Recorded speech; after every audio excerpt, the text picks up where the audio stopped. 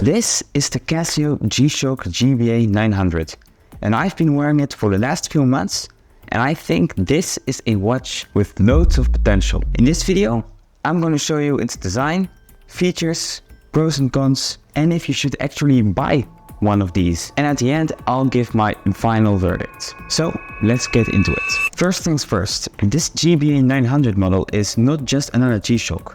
It is a member of the so-called G-Squad line, watches made for tracking your fitness and sports activities. While having all the features you would expect from a G-Shock, like a stopwatch, timer, 5 daily alarms, being waterproof for 200 meters down,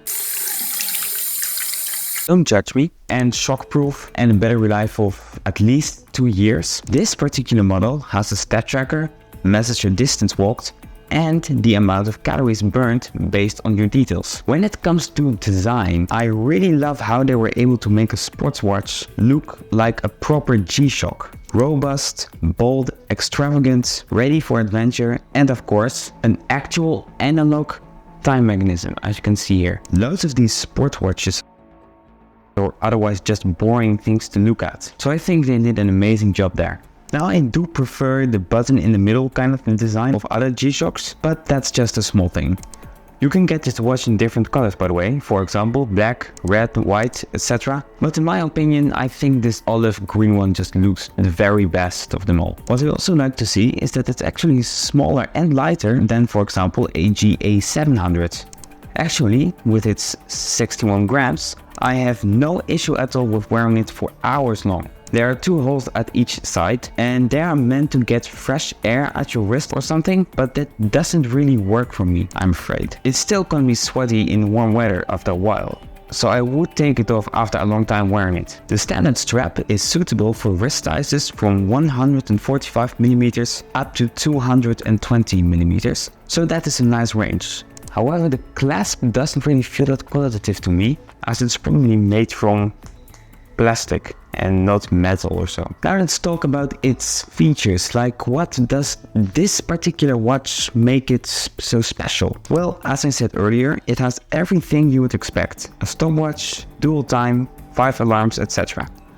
But you can also record the distance walked and your average pace for a session of running, for example, and then send your records to your phone. So yes, it has Bluetooth and it pings you when you get a message. When it comes to measuring how many steps you take, it seems to be pretty accurate, not really missing a single step. It probably uses GPS for this. Oh, it also has a countdown timer and you can program your entire workout in it. Some functions I do miss though, like a heart rate sensor and a compass. I mean, I would like to know how my heart is beating, and the compass is always handy when you're outdoors. Too bad you only get a compass with more expensive G-Shocks. Now, there are some other things I don't really like about this after using it for a few months now. For example, I had to buy this watch for about $130. That is quite a lot of money for a G-Shock, especially when you can get a sports watch for less than that. That might even offer more fitness tracking abilities, like swimming, sleep,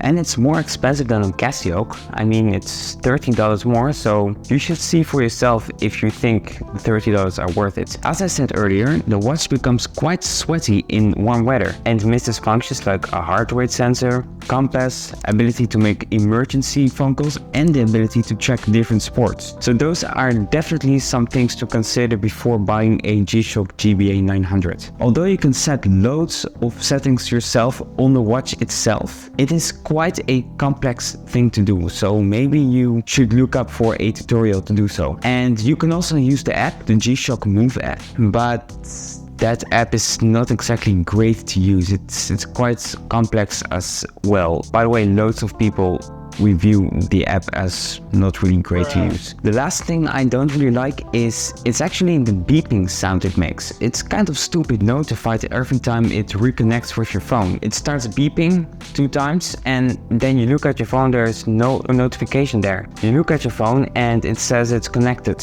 I don't want to take my phone out of my pocket for only that. Also, sometimes when the alarm goes off, you hear this sound.